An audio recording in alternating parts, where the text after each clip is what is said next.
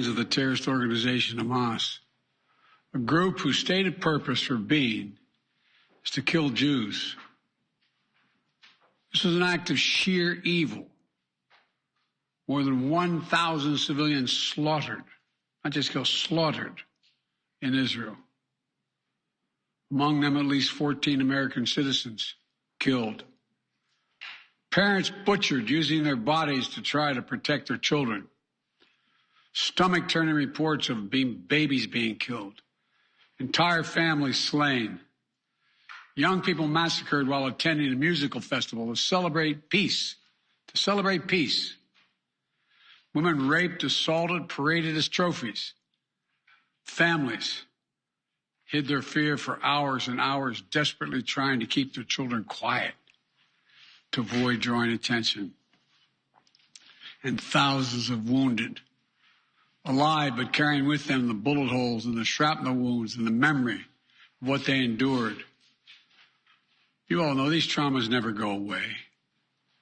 There's still so many families desperately waiting to hear the fate of their loved ones, not knowing if they're alive or dead or hostages. Infants in their mother's arms, grandparents in wheelchairs, Holocaust survivors abducted and held hostage. Hostages whom Hamas has now threatened to execute in violation of every code of human morality. It's abhorrent. The brutality of Hamas, these bloodthirstiness brings to mind the worst rampages of ISIS. This is terrorism. But sadly, for the Jewish people, it's not new. This attack has brought to the surface painful memories and the scars left by a millennia of anti-Semitism and genocide of the Jewish people. So in this moment, we must be crystal clear. We stand with Israel. We stand with Israel.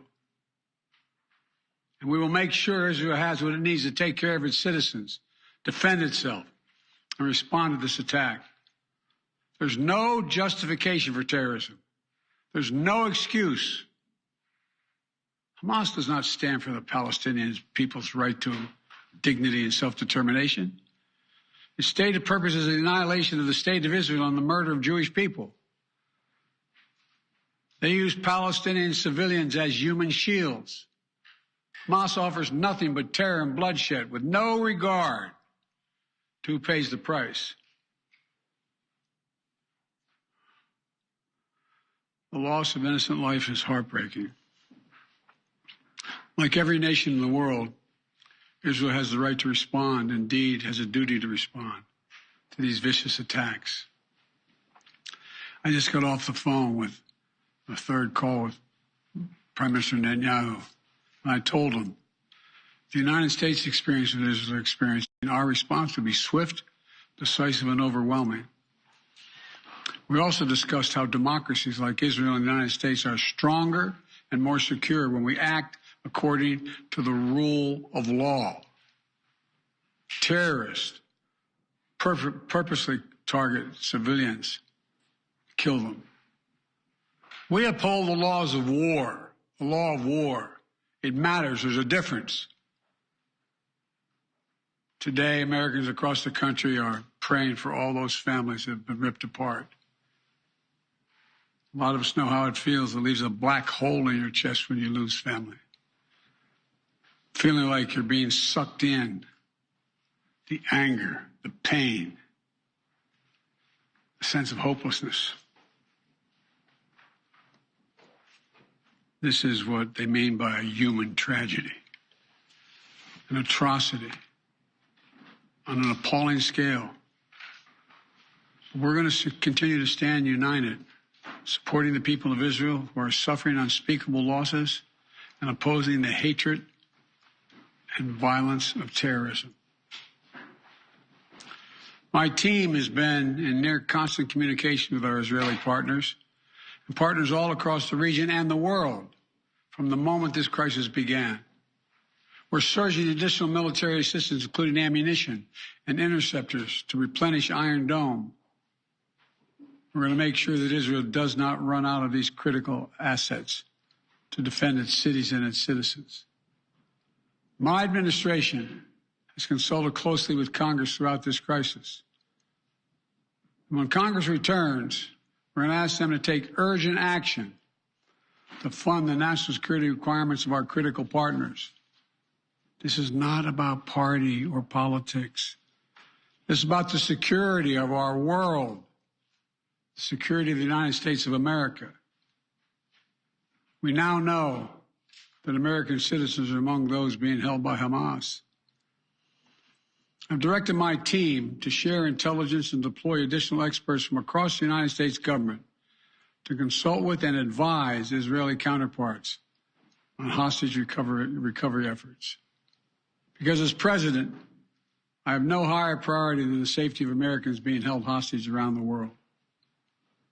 The United States has also enhanced our military force posture in the region to strengthen our deterrence. The Department of Defense has moved the USS Gerald R. Ford Carrier Strike Group to the Eastern Mediterranean and bolstered our fighter aircraft presence. And we stand ready to move in additional assets as needed. Let me say again, to any country, any organization, anyone thinking of taking advantage of this situation, I have one word: don't. Don't. Our hearts may be broken, but our resolve is clear. Yesterday, I also spoke with the leaders of France, Germany, Italy, and UK to discuss the latest developments with our European allies and coordinate our united response. This comes on top of days of steady engagement with partners across the region. We're also taking steps at home. In cities across the United States of America, police departments have stepped up security around centers of Jewish life. The Department of Homeland Security and the Federal Bureau of Investigation are working closely with state and local law enforcement and Jewish community partners to identify and disrupt any domestic threat that could emerge in connection with these horrific attacks. This is a moment for the United States to come together, to grieve with those who are mourning. Let's be real clear. There is no place for hate in America. Not against Jews, not against Muslims, not against anybody. We reject. What we reject is terrorism. We condemn the indiscriminate evil, just as we've always done. That's what America stands for. You know, just over 50 years ago, I was thinking about it this morning, talking to the Secretary of State, the Vice President in my office. Over 50 years ago, as a young senator, I visited Israel for the first time as a newly elected senator.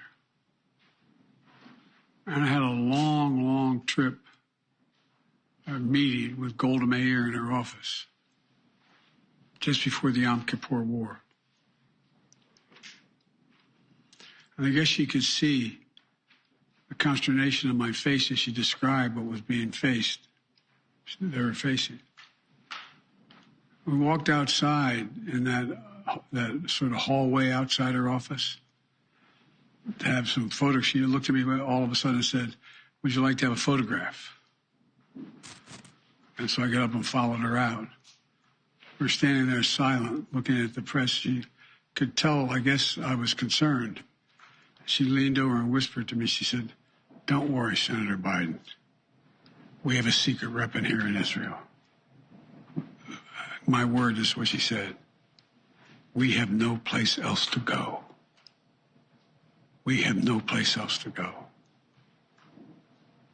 For 75 years, Israel has stood as the ultimate guarantor of the security of Jewish people around the world, so that the atrocities of the past could never happen again.